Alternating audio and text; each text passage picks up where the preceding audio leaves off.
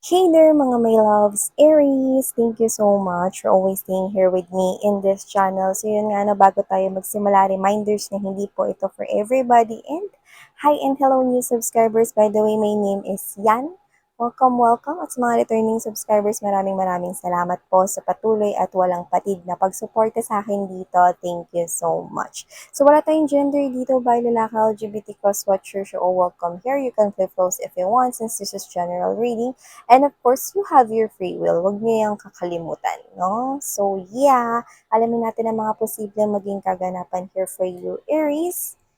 Spirits and Angel guys, thank you so much for being present here in this reading. Archangel Michael, thank you so much. This is for Aries. Spirits and Angel guys, Archangel Michael. Messages for Aries, please. Ano ba itong mga pwede ninyo i-look forward, mga babes, mga happenings na pwedeng hindi mo pa knows. Aalamin natin yan. So, yeah. Aries. This is for my Aries babies. Aries. Let me just get the right energies here for you guys. I'll stop shuffling if you already felt it.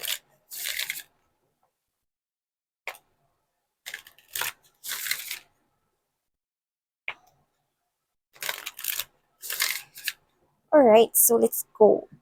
Get the messages here for you, Aries. So Aries, you have here the clean it up. Yeah, so you could be dealing with Taurus because they've got this one as well. So this is you. You could be cleaning here something, energy yung nililinis mo because you are protecting more to yourself. May awakening na nangyayari sa iyo kaya nagbabalanse no ang big scale ng life mo, Aries. So I'm seeing you detaching here from energies na hindi mo feel, no? Like yung toxic energies, no? Pwedeng mga katrabaho na pwedeng walang ginawa kundi sitahin ka, no? Or mga nagpapanggap na mga friends, those people who wear mask or false mask around you, hindi mo sila binibigyan ng attention na. I'm seeing you detaching from them because, okay, gusto mo ritong protektahan yung peace mo. No? It's like you're giving me this type of energy na gusto mo ng calmness, no, at serenity sa buhay mo. So, yung iba literal na nagtatapon kayo dito ng mga old stuffs, no, lalo na kung yun ay may hindi maganda na parang alaala to you. Yung iba naman, no, ina-unfriend mo na rito, no, hindi lang sa social media mo, no, kundi in real life, ang mga tao, no, na nagde-drain ng energy mo. Like, yung mga people na hindi nagpapakatotoo sa'yo, you know who they are already. Kasi yung iba, lumabas yung mga tunay na kulay nung 2023. Yeah. So, I'm seeing you right here, detaching from those things. You also got here this a leg up. You also have here this, wow, milk and honey. So, I'm seeing you right here na meron kayo ritong wini-work na isang bagay. And I do pick up, no, na magiging successful yan with the milk and honey right here. And I'm also picking up, no, na meron ditong nag-guide sa'yo. I do pick up that this is someone here you are no longer physically with. Could be a loved one na depart na, no, dito sa earth. Pero this person still continuously na nag-check out sa'yo, no? This person is still binabantayan ka. No? This person is still protecting you, kagaya ng nabubuhay pa siya. Okay? That's very specific, so just take how this resonates. But kung sino man yan, for a lot of you, this person, yung pagmamahal niya sa'yo, no? Love is an energy. Yung pagmamahal niya para sa'yo ay nagpapatuloy at binabantayan ka niya, no? Kahit hindi mo siya nakikita at nakakasama physically, this person is guiding you para maabot mo yung mga pangarap mo. Wow!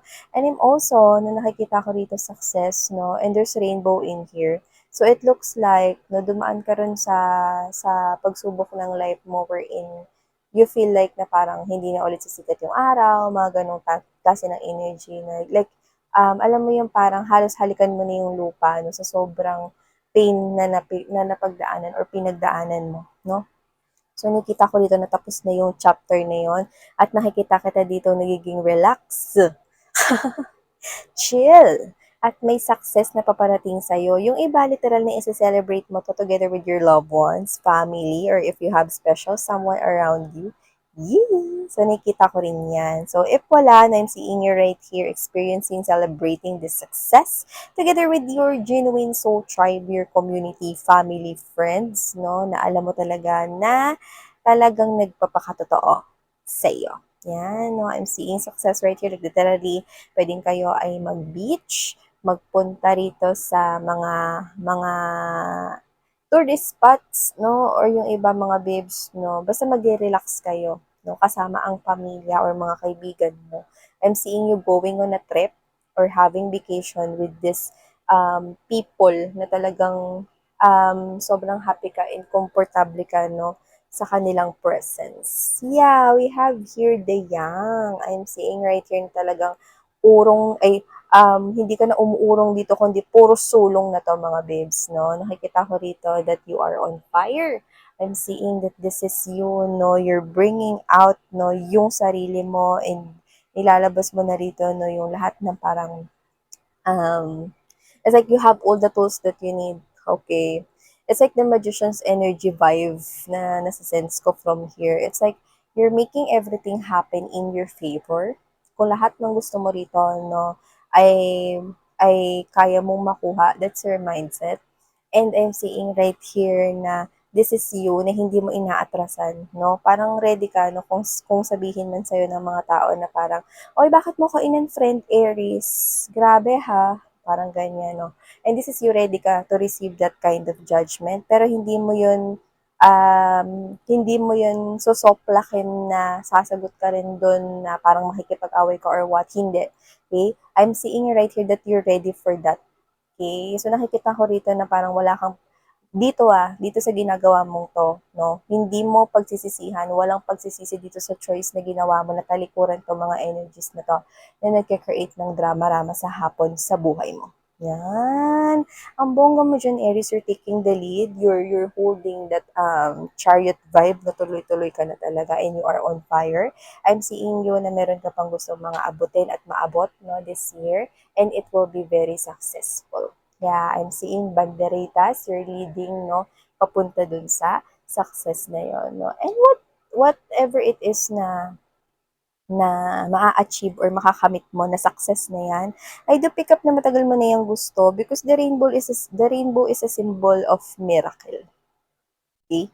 So it's like whatever it is, you might thought that this is not possible to happen in your life, but look at that. See?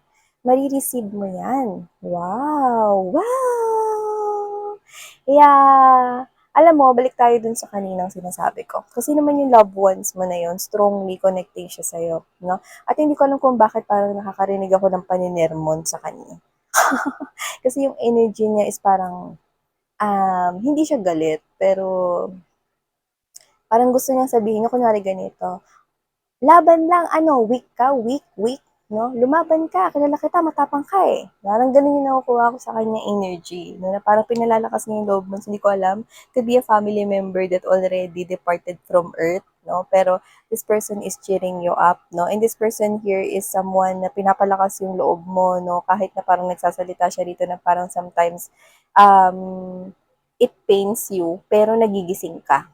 Alam mo yung parang energy ng lola mo, energy ng family member, ganun, no? And this person here is love, ang love niya sa'yo ay unconditional. This person still protects you.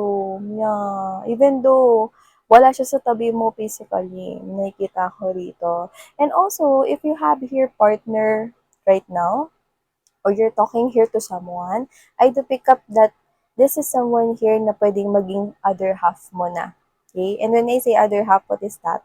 Kabiyak. So whatever it is, I do pick up marriage. I do see that you will end up marrying that person. Okay? Pero one of the hint na parang mag tutukoy kung siya na nga yung sinasabi na yun, no, is definitely your soul.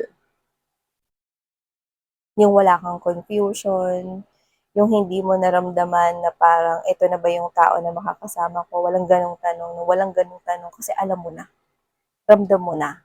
no? Na siya yung gusto mo dito maging kabiyak, no? Kabiyak nitong puso ko. Yan, no? Puso mo. Yan, mga babes, Aries. So, whatever the case may be, that person is having this loyal heart, which is I do love. This person will be faithful to you. Yung iba, no, singles, of course, honey, you will be meeting here someone na pinagkukukuda ko dito. Kung wala pa to sa life mo, Aries, someone here na, no, naghugis puso kayo rito, no? Tinan mo. See? There's a lot of love na dadaloy dito sa connection na ito, Aries. And this is infinity and beyond. I'm seeing number 8. And number 8 is the infinity symbol wherein it's infinite love. This is something here unconditional, leading to marriage. Actually, more than marriage, more than that ceremony, but lifetime commitment as what I'm seeing. Wow. Loyal faithfulness, this person will end up right beside you, no? Alam mo yun mga babes, no? Ito yung klase ng tao na nakikita ko rito na hindi titigil, no? Na iparamdam sa'yo na deserve mo ang lahat ng pagmamahal, no? Na ibibigay niya. Actually, iniisip niya nga dito at iisipin niya kung wala pa siya sa buhay mo na pag dumating na siya, nakikita ko rito na iisipin niya rito kung paano ka pa mapapasaya at kung paano pa rito mga babes na maipakikita at maipaparamdam sa'yo na ikaw ay espesyal at kanyang minamahal. Ay, kabiyak nitong puso niya. Yan, 'di ba? We have here the breathe. Yeah, it's time for you to relax, to chill right here, no? Oras na ang 2024, mga mahal Aries, no, ay isang taon kung saan makakahinga ka na talaga ng maluwag. That's the energy. You are on the right path. I'm seeing number 11, 29 could be your age or somewhat special to ya. Okay, but in general, I do pick up that it's a number 11. 2 plus 9 is 11, and 11 is the number of angels and spirit guides telling you that nasa tamang path ka or you're on the right track.